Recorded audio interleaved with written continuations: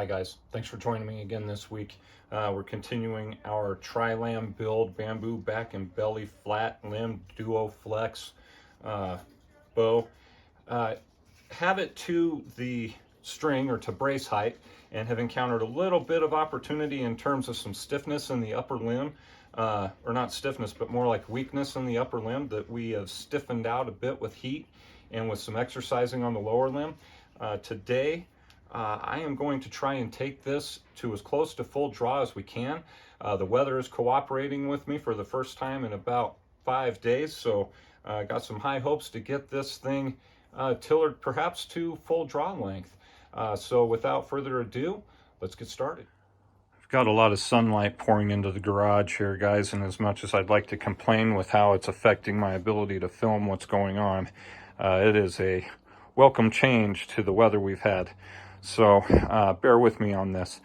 Here is the start for today. So this is pretty much how we came into the week, with one exception. I have gone through and really sanded down the back here. It had its 36 grit surface to it, straight out of my drum sander or thickness sander, and it was really pretty ridgy, I guess would be the way to describe it. Very just messy across its back. And so sanded it down, mostly out of self-defense. I have put more splinters into my hands and fingers on this project than I have on any other project ever. It's like working with a porcupine. So would behoove you to take those edges and surfaces down a little bit before you get to the part where you're trying to run a string up and down the limbs and pay for it. So as you'll recall, when we first started this build, I took a measurement, and that measure was from the tabletop to the back of the handle here, straight out of the mold. It was 2 inches. Now that did not include like cleaning up the tips and any bends or anything. So we have tillered this at least to brace height, cleaned up the tips and whatnot, and we're sitting at right at about in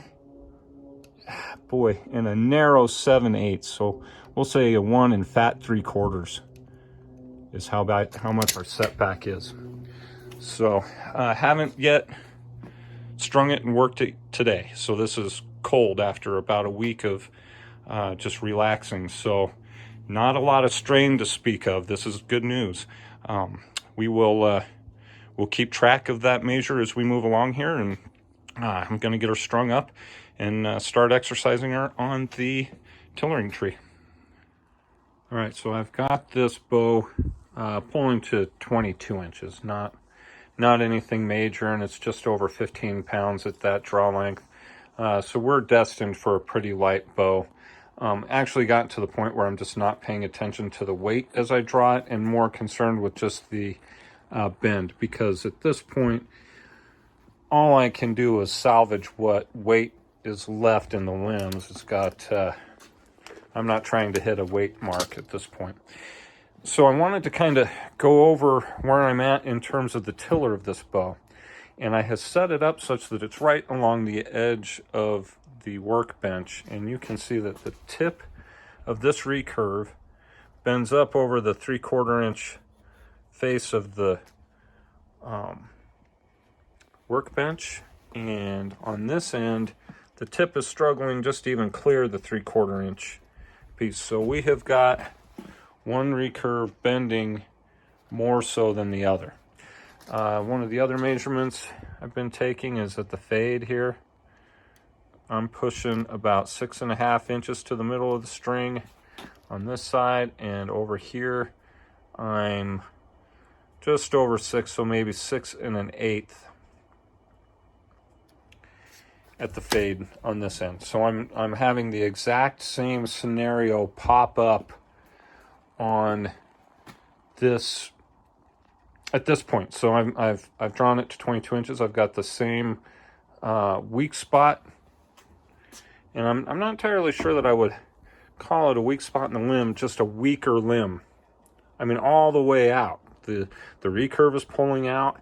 I do have pretty good bend in here. No, not much different than over here. And so really what I have is just a much stiffer limb on this end. And what I think I'm gonna do is just very lightly, I'm gonna take some material off of the edges here to take some weight off of this lower limb. It'll just barely affect some of the stiffness of this limb. So I'll see what I can do to bring it back into tiller. Probably going to be a combination of that, kind of like taking it to brace height, a little combination of narrowing the width on this limb. And then I think what I'm going to do is apply some heat out here to try and get this recurve reinstituted a little bit. So I will do those couple of things, and I will be back in just a minute. All right, so I have went ahead and thinned down that lower limb, also narrowed the tip a little bit to try and even out the bend out here on what would be the recurve portion of the bow, and managed to take it back out now after letting it cool, because I also heated it, did some heat treating on the top recurve. Still not quite holding as much of the recurve or forward position as I would like, but working a little bit better than it was. Here we are for our setback. We are now at about 1 1/4. So we started at 2 inches, and truthfully it was probably more like 1 7/8 because I had to trim down the tips, you know, to get it all evened up, and probably lost about 1/8 of an inch on each end. So 1 7/8, and so that means we've lost quite a bit of reflex. And had it drawing 23 inches at last check, and I could, at 23 inches, as I'm holding it there, I could hear some of the sound of the, you know, the sound of cracking, not like a crack per se, but like just the stress and fiber separation, I guess would be the way to describe it. You know, I just kind of start hearing that kind of, it's really starting to pull along that outside edge, and in particular bending really hard right out of the riser here, so right in the fade, and it takes quite a bit of bend in here. I'll probably get some shots as I'm moving forward from this point on the tillering tree so you can see how it's bending, but a lot of bend right through here, and kind of maintaining its curve out here. And really what should be happening is this should just be straightening out. And so what I'm learning at this point is that the tapers that I have employed on this particular bow aren't quite fast enough. A fast taper, meaning it's thick and tapers down a little faster than what I've got going on here, that these are a little more on the parallel side than the tapered side, if that makes sense. So the at this point, if I want to try and salvage this bow, I'm thinking if I want to salvage this bow, I'm going to have to do some reduction of thickness in through here. We don't have to worry too much about the extreme tips out here, because these are working, they're the very last few inches of your limb are more like levers than they are like working portions of your limb, and we don't want to weaken this too much out here, and it's not going to affect much in the overall tiller of the bow, but allowing some stress reduction right through here, which means we've got to get this portion of the limb to carry its load and start to work a little bit more.